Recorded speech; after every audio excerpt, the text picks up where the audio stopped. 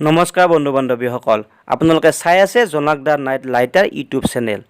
WhatsApp ব্যৱহাৰকাৰীসকললৈ এটা ডাঙৰ সতৰ্কবাণী। হোৱাটছআপৰ পৰা আপোনাৰ কিছুমান গোপন তথ্য বা আপোনাৰ কিছুমান গোপন ফটো ভিডিঅ' চুৰি হ'ব পাৰে।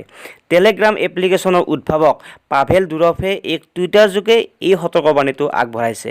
তেখেতে টুইটাৰত কি কৈছে, কিয় এই সতৰ্কবাণীটো আগবঢ়ালে বা হোৱাটছআপৰ পৰা আপোনাৰ কি অসুবিধা হ'ব পাৰে, ইয়াৰ বাবে আপুনি কি সাৱধানতা অৱলম্বন কৰিব লাগে, এই গোটেই কথাখিনি মই এইটো ভিডিঅ'তে আপোনালোকক জনাবলৈ চেষ্টা কৰিছোঁ।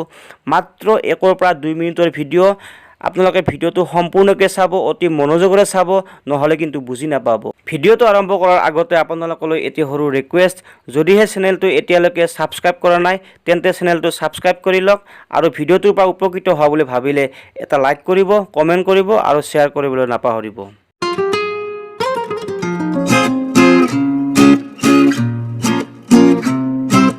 ডিজিটেল পৃথিৱীখনত যেনেকৈ সকলোবিলাক কাম সহজ হৈ পৰিছে, ঠিক তেনেকৈ মানুহৰ ব্যক্তিগত তথ্যৰ বাবে ই বিপদজনক ৰূপে দেখা দিছে।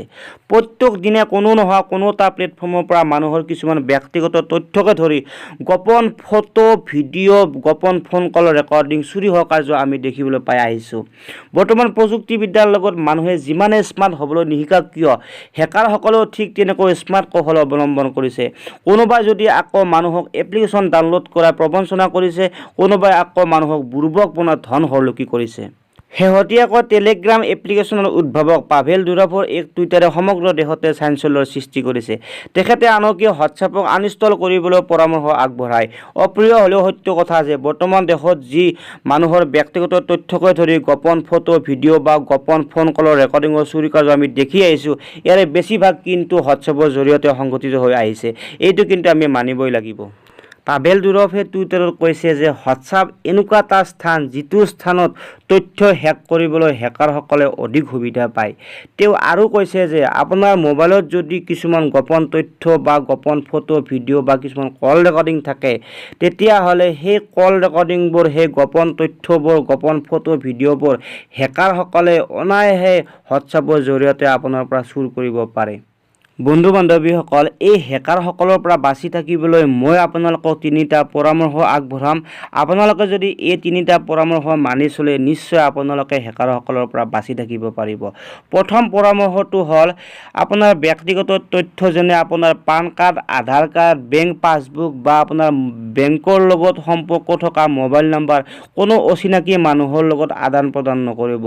আপুনি লেনদেন কৰিব পাৰিব চিনাকি মানুহৰ লগত যদিহে আপোনাৰ অধিক বিশ্বাসী হয়। 2 নম্বৰ পৰামৰ্শটো হ'ল, আপুনি হোৱাটছআপৰ অলাগতিয়াল গ্ৰুপৰ পৰা বিৰত থাকক, কিয়নো সেই গ্ৰুপবোৰত আপুনি নজনাকৈ কিছুমান হেকাৰ থাকিব পাৰে। 3 নম্বৰ পৰামৰ্শটো হ'ল, কোনোবা যদি আপোনাক হোৱাটছআপত এটা লিংক দিয়ে আৰু কোৱা হয় যে সেই লিংকটোত গ'লে আপুনি বহুত সুবিধা পাব, বহুত অফাৰ পাব বা আপুনি বহুত কম দামত বস্তু কিনিব পাৰিব, তেন্তে আপুনি সেই লিংকটোৰ পৰা বিৰত থাকক। কেতিয়াও সেই লিংকটোত আপুনি ক্লিক নকৰিব। যদিও কিবা কাৰণত কেতিয়াবা আপুনি সেই লিংকটোত ক্লিক কৰে, তেতিয়াহ'লে আপুনি কেতিয়াও আপোনাৰ ব্যক্তিগত তথ্য তাত দাখিল নকৰিব। বন্ধু বান্ধৱীসকল, এনেকুৱা ধৰণৰ নতুন খবৰ, নতুন ভিডিঅ' পাই থাকিবলৈ আমাৰ চেনেলটো ছাবস্ক্ৰাইব কৰি লওক আৰু কাষতে থকা বেল বুটানটো টিপি অল অপশ্যনত ক্লিক কৰি দিব, যাতে আমি দিয়া ভিডিঅ'বোৰৰ ন'টিফিকেশ্যন সকলোতকৈ আগতে আপুনি পাই যায়। ধন্যবাদ।